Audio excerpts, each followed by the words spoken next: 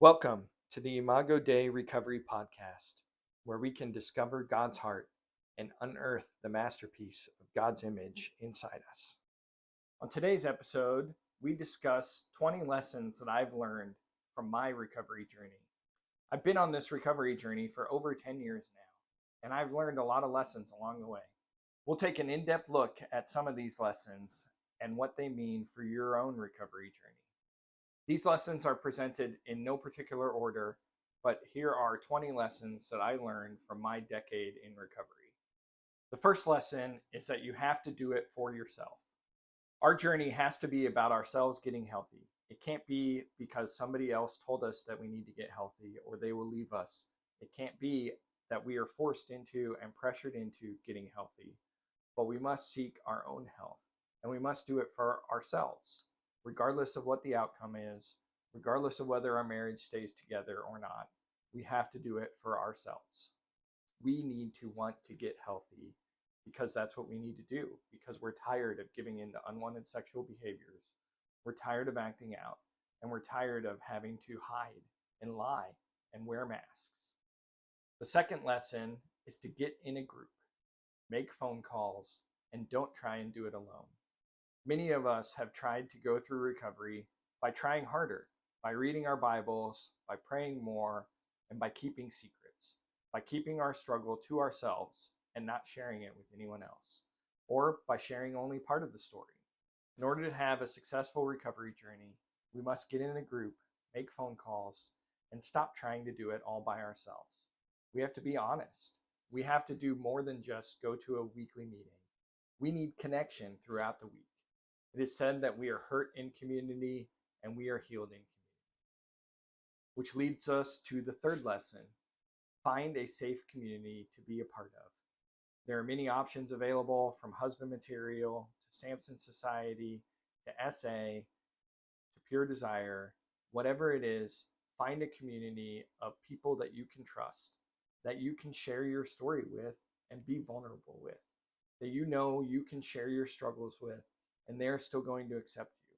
They're still going to love you, and their opinion of you is not going to be cheapened or lessened.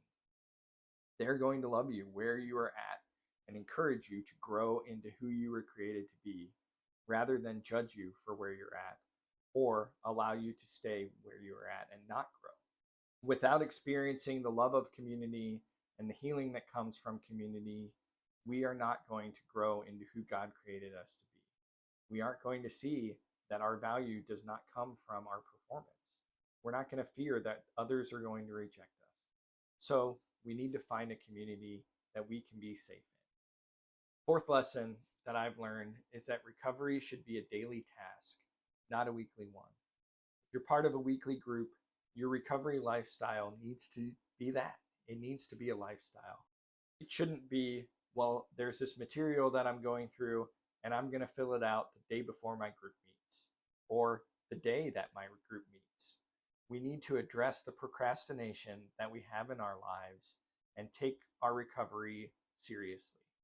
We need our recovery to be a lifestyle. We need to spend a little bit of time each and every day doing the work. If your group does have material, work on it for 10, 15 minutes each day. If you're not going through material, find tasks that you can do every day, whether it's a phone call, listening to a podcast, having a discussion with somebody at lunch or over coffee, journaling about our experiences. Whatever it looks like, we need to set aside time each and every day to develop our recovery lifestyle. The fifth lesson is to lean into difficult times. Explore the pain and the trauma of your story. Take time to understand and explore your story. We've spent our lives avoiding the pain and using our unwanted sexual behaviors and our acting out behaviors to help us avoid feeling pain, to help us avoid feeling discomfort. But the truth is that the only way to heal is to experience the pain and go through it.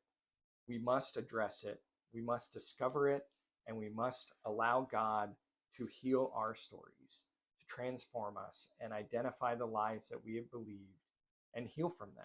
Replace those lies with the truth about who God sees us as. Oftentimes, the lies that we have believed have caused us to see ourselves as losing value. We believe that our performance, our unwanted sexual behaviors, our acting out behaviors have decreased our value. We believe that our value, minus the sin, minus the unwanted sexual behaviors that we participating in, has lowered our value. But the truth is, even in spite of these unwanted sexual behaviors and these sins, our value is unchanged to God. Our value comes because we are His son. We are His child. He loves us because He made us, and He gives us that value as a follower of Christ. The sixth lesson that I've learned from my recovery journey is to explore my feelings. Explore your feelings and learn to feel. If you're like me, you grew up denying your emotions and not knowing what you felt. I often felt like I was just numb to most of life that was happening. I had to expand my emotional template. I had to work on identifying how I was feeling and coming to understand those. My wife will often laugh that in the early parts of my recovery journey, I would tell her that I really liked something. I really liked doing something. I really liked a sports team or something. And she was confused as to why I would share with her how I really liked eating barbecue. And eventually she came to realize that I was identifying liking something in a very strong manner with emotions. That was how emotionally obtuse I was, how naive I was when it came to what emotions are, what feelings are, because I had denied them and swept them under the rug for so long. I had to learn how to identify what I was feeling. And it's still a journey as I continue to expand the emotions that I feel. And I continue to work on and expand my ability to identify them in the moment. Be patient and kind with yourself as you work on expanding your emotional fortitude and your emotional strength. It will take a while for you to be able to identify what you're feeling in the moment. Start by identifying 2 or 3 feelings that you experienced over the course of a day. As you reflect on the day, what did you feel? Use a feelings wheel and give yourself grace as you concentrate on and develop this emotional strength and emotional fortitude. The seventh lesson is to accept responsibility for all the pain that your actions have caused.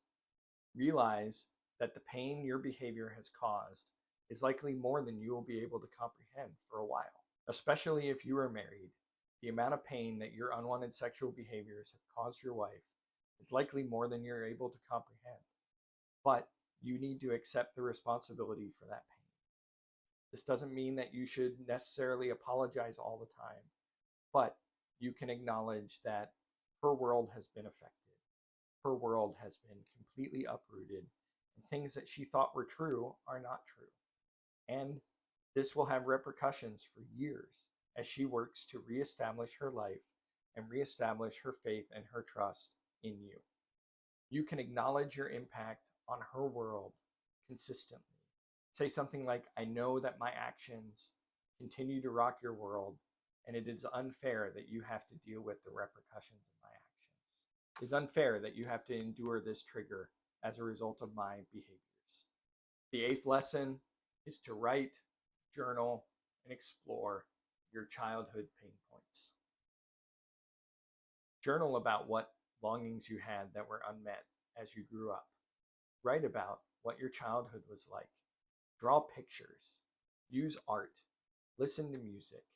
Find ways to express what your childhood was like. Think back about when you felt unheard, when you felt unseen, when you felt ignored, when you felt unsafe. Write stories and do story work on these painful moments and share them with your community, share them with your friends, share them with your recovery group, and allow them to help you process your pain and process your story so that you can come to understand it, so that God can help heal you from the pain of your past. We've all been dropped in life, and we all have pain that God needs to help us heal from. The ninth lesson is to focus on healing and getting healthier as a person, as an individual, not focus on just stopping a behavior. The goal of recovery is not sobriety, it's connection and health. We should look at what unhealthy behaviors do we continue to have in our lives. As we start gaining traction and gaining freedom from our unwanted sexual behaviors, what else do we need to work on? How is our honesty? How is our image management? How is our anger? How is our passivity? How is our procrastination? How are our eating habits? We should continually find things that we need to work on as God heals us in this life. We're not going to be a finished product until we stand in His presence in heaven. But we will continually have things that God will want to do to refine us and mold us. We are His masterpiece, and He will continue His work of sanctification and of refinement for the rest of our lives. There's always going to be something that we can work on and ways that we can improve and become more Christ-like and become more like who God created us to be before sin and pain entered our worlds. The 10th lesson is to keep track of trends. What I mean by this is if you used to act out and engage in unwanted sexual behaviors 5 times a week, and now you're acting out once a month, celebrate that. Celebrate your growth. Keep track of your trends. If you used to get angry at the drop of a hat whenever your wife or a friend mentioned something, and now you're only getting angry every 3rd time that occurs, celebrate that. It doesn't mean that you have arrived. It doesn't mean that you should be satisfied with where you're at, but you can notice and celebrate the growth trends that are present in your life and how God is changing you and how you are being conformed into His image and molded into the masterpiece that He created you to be. Along the same lines, the 11th lesson is to treat each perceived setback as a chance for growth and to not expect perfection. Sobriety isn't the end goal. We may struggle with temptation to lust. We may struggle with fantasy. We may struggle in different areas.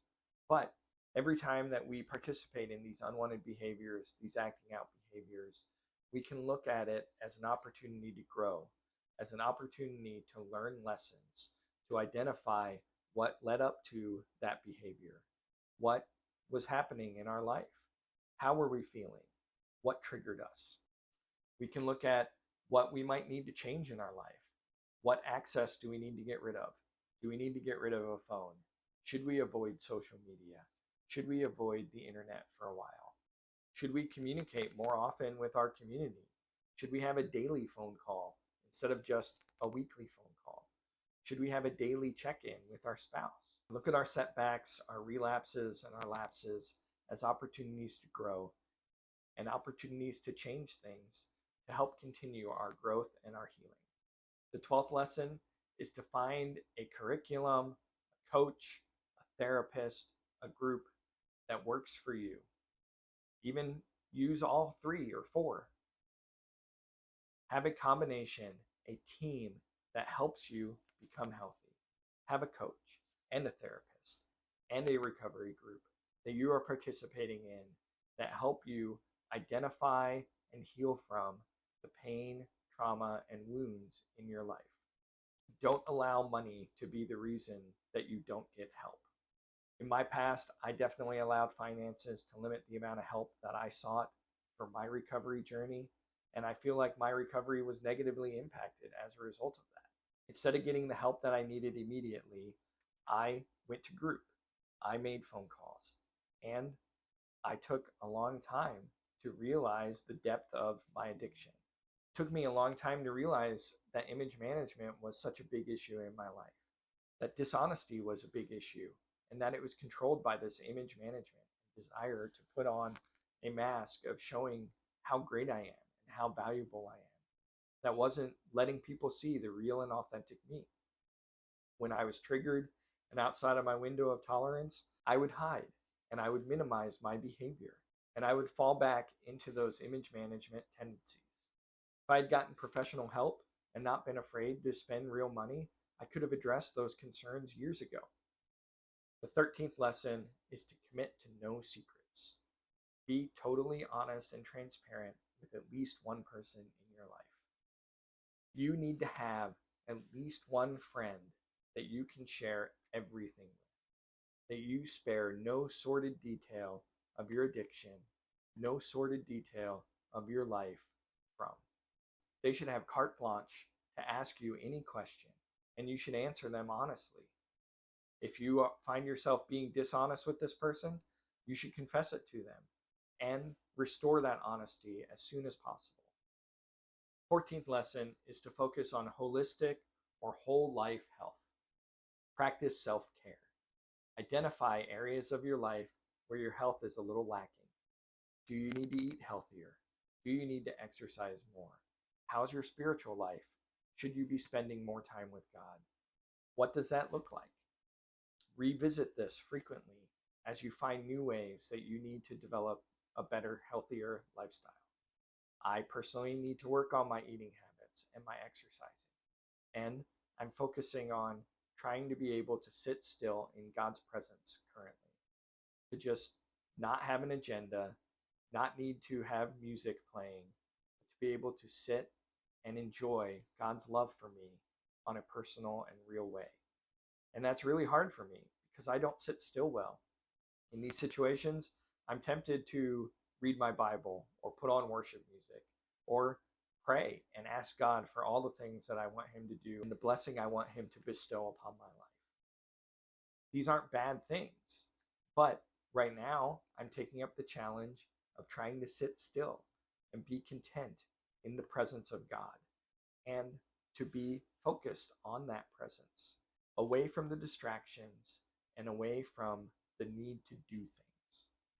The next lesson, the 15th lesson, is to keep track of where you are mentally, emotionally, spiritually on a consistent basis.